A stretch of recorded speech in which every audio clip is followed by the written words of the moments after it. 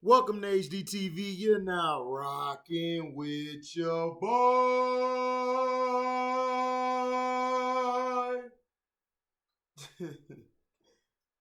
So Gary Payton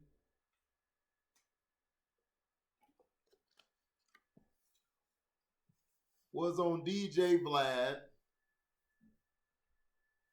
and they were talking about, the game of basketball, talking about mainly the last dance and all that. Um, Gary Payton and everybody was talking about when Gary Payton was interviewed for The Last Dance. And he basically was talking about how I made it tough for Mike. I should have been D'ing Mike up. The only reason George Karl didn't put me on Mike earlier on because I was hurt and he wanted to save me for the other end. So Gary wanted that challenge of, okay, I'm going against Mike. And Gary Payton was a great defender, and he believes that because of what he did is the reason why Michael had probably one of his lowest outputs in a series history. Everybody trying to say, oh, well, Gary made it tough for him and da da da this. And really, in that series, the person who really won that series was Dennis Rodman. Dennis Rodman won that series. Like, his defense, his board work, his ability to make passes in key situations and score as well. But let me see something. See if I could play a little bit of Gary Payton talking about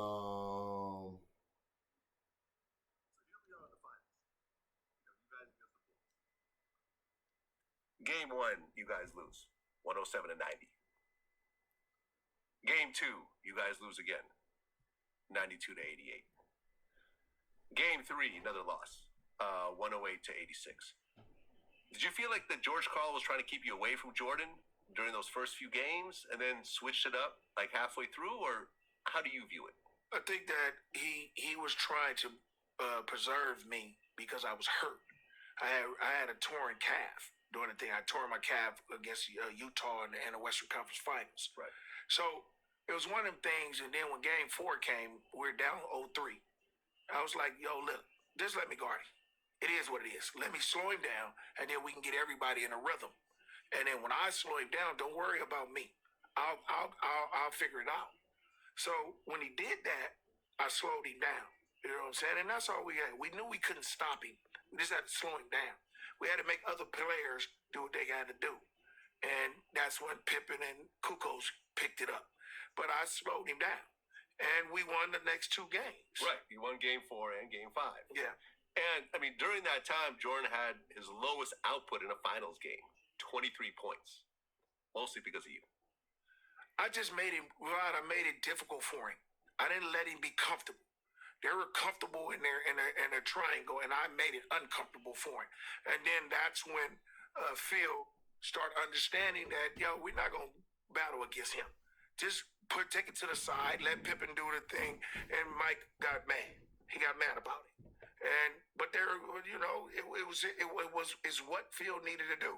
And then he wanted to guard me, but I was posting him up a lot, and I was getting things done. And then he put Scotty on me, and Scotty was bigger, so I couldn't post no more. So I had to bring it out, and it changed the whole environment of the game.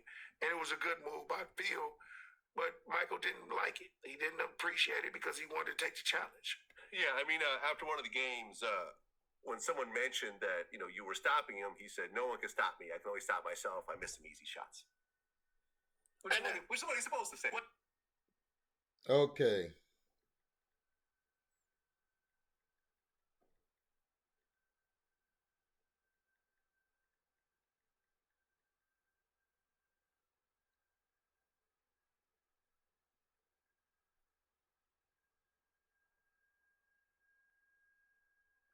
banging it. It took a toll on Mike. It took a toll, and then resting him a little bit, and then the series changed. And I wish I could have did it earlier. I don't know if the outcome would have been different, but it was a difference. It beat me down a little bit. The glove. I had no problem with the glove. I had no problem with Gary Payton.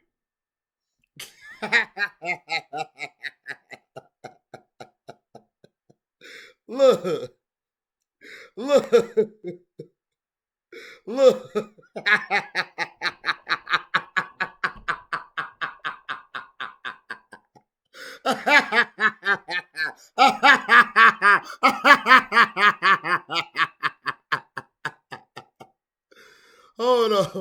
Hold on. It took a toll on Mike. It took a toll, and then resting him a little bit. And this is Fair Use Act, by the way. And I wish I could have did it earlier. I don't know if the outcome would have been different, but all this is allegedly what I'm about to say. Down a little bit. The glove. I had no problem with the glove. Gary Payton.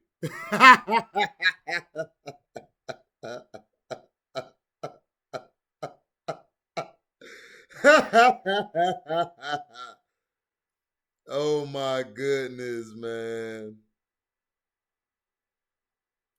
Oh my goodness. Oh my goodness. Oh my goodness, man.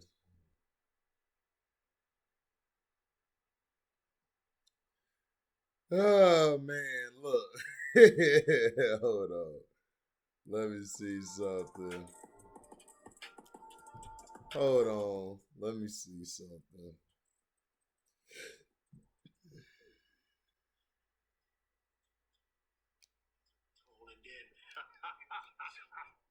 Resting him a little bit, and then the series changed. And I wish I could have did it earlier. I don't know if the outcome would have been different, but it was a difference.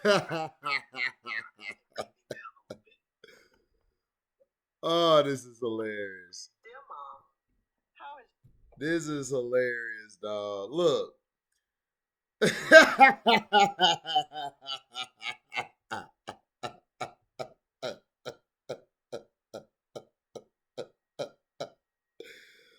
Look, man. Look, hold on. Let me see this. I'm going to play another video for y'all. Hold on. Gary Payton was a great player. He was a Hall of Famer, you know.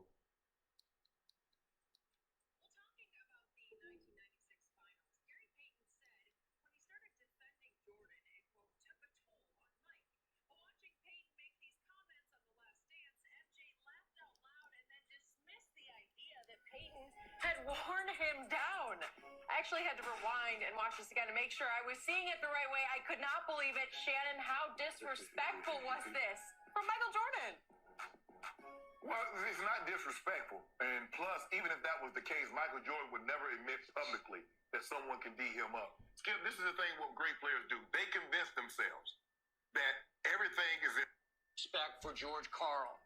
And yet, even George Karl said last night on SportsCenter, it started when Jordan and Ahmad Rashad just happened to be at the same Chicago restaurant. I believe it was the night before Game 1 of the finals in Chicago. It was. And George Karl just decided, I got to ignore him. I'll say hello to him on the floor before Game 1, and then I'll congratulate him, however it turns out, after it's over.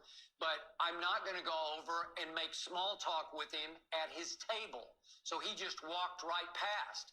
And Jordan's quote in the documentary was, that was a crock of you-know-what, and that's all I needed. So he came out on fire, and he goes 28, 29, and 36 then in the first 3 games, and it looked like it was going to be a sweep. George also said last night on SportsCenter he does regret that he didn't put Gary on Michael to start with. And yet, I know what would have happened. Gary was so full of himself that Gary would have D'd him up. And if Michael had shot 6 for 19 in game 1 and somehow Seattle had pulled off a big upset win at Chicago, trust me on this, Gary would have talked some you-know-what during and after the game. And if he would have had hell to pay in games 2, 3, 4, and 5. And I believe the Bulls would have won the next 4.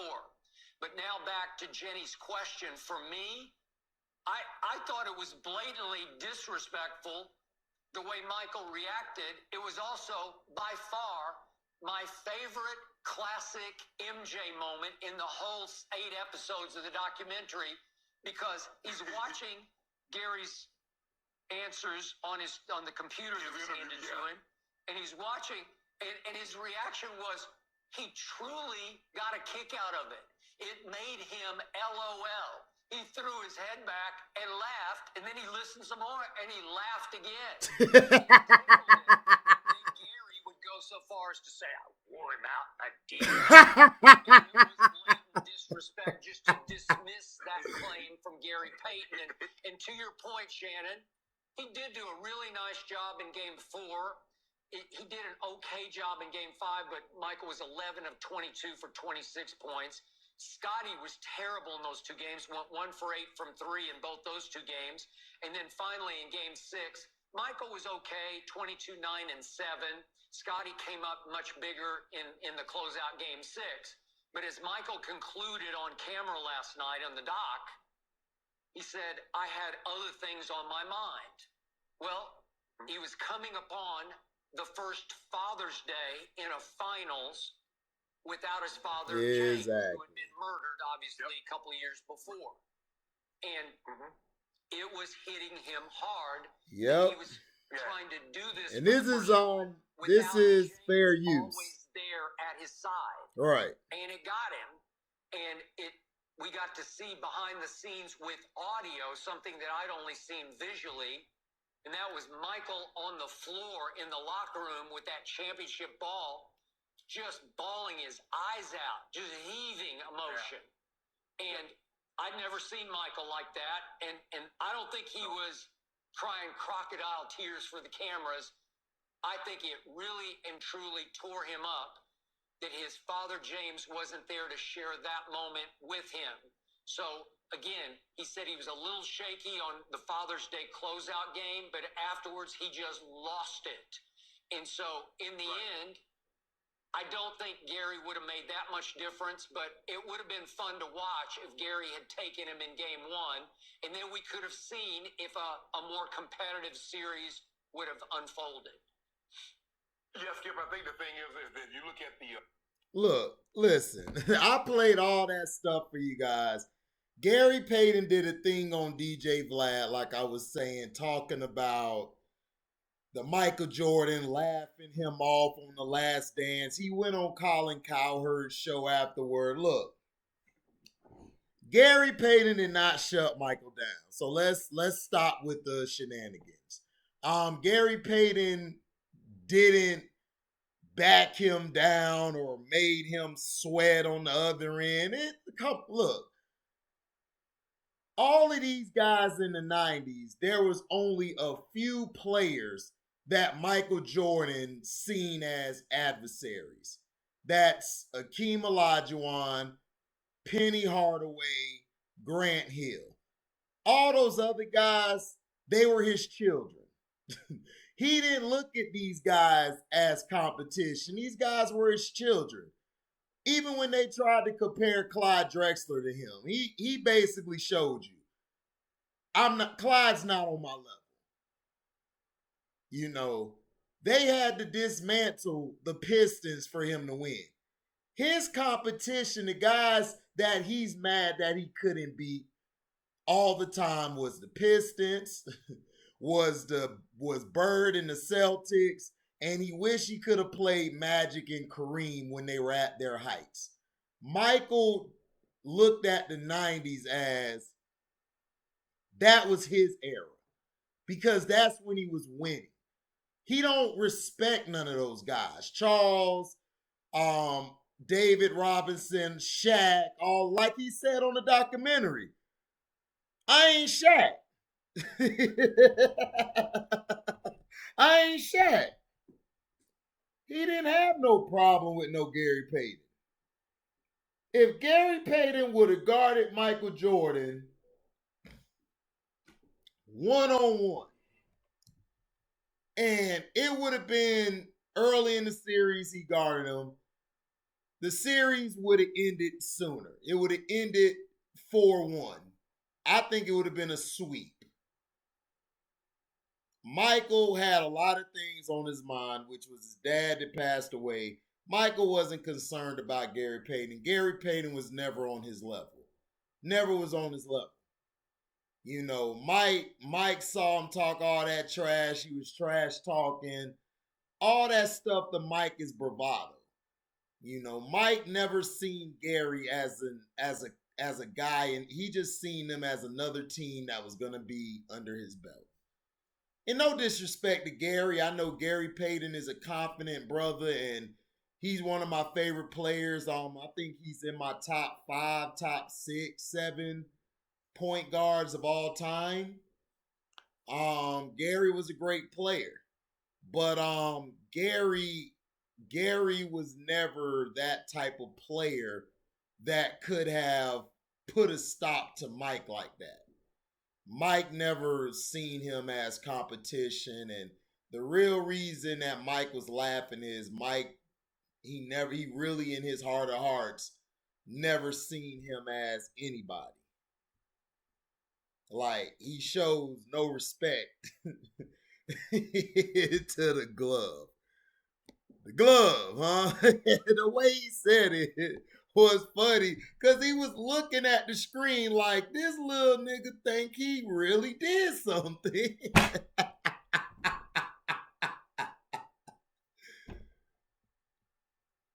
Listen, the reason the Sonics lost that series, Gary Payton was hell-bent on guarding Michael Jordan. And when he ultimately guarded Michael Jordan, they won. The Sonics were no match for this team. They didn't have the veteranship. They didn't have the experience yet. Now, if they would have kept that team together down the line, I think they could have won something. But the thing is this. Gary Payton's focus should have been more about the game plan to win. That's why Isaiah Thomas used to beat Michael Jordan. Isaiah used to say, it's 5 against him. Let's make it about him. They would separate his teammates from him. They would make Michael score 30, 40, 50, 60. And everybody like, yeah, Michael's scoring. But Michael's burning himself out. That's how you beat Michael Jordan. You shut everybody else down and you force Michael Jordan into tough shots and you'll win the game. They lost the series because Dennis Rodman was rebounding, D'ing up guys, getting extra boards, making passes, outlet passes. He made it easier for Pippen and Mike to do what they do best. But I'm sorry to burst your bubble, Gary Payton, but no, you would not have done nothing if you started. If you started the series on Michael Jordan, it still would have been, you guys would have lost in 5 or 6 games. The same way. You guys didn't have the mindset or the team to stop a Michael Jordan. The only guys who could stop Michael Jordan were the Pistons and the Celtics. The Celtics and the Pistons were built to stop Michael Jordan because they knew how to beat Mike. They would let Michael Jordan go off, be an individual, while they did what they did, which is beat him with the team. And then Michael finally grew up and said, okay, I got to use these guys more. Even in the Lakers series, they had to tell Mike, pass the ball to Paxson. Like, he needed, and even in the Blazers series, he needed to get benched a little bit to get his mind back in focus. So the truth of the matter is Gary Payton's wrong. Mike basically really didn't see him as competition. So thank you guys for listening. Like, comment, subscribe, share this, hit the notification bell to select all to receive upcoming notifications.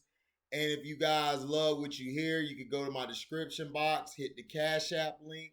It'll take you to my Cash App. You could donate $1, donate $1 million, whatever you're willing to give, we accept. Thank you guys for listening, and we out. Deezy.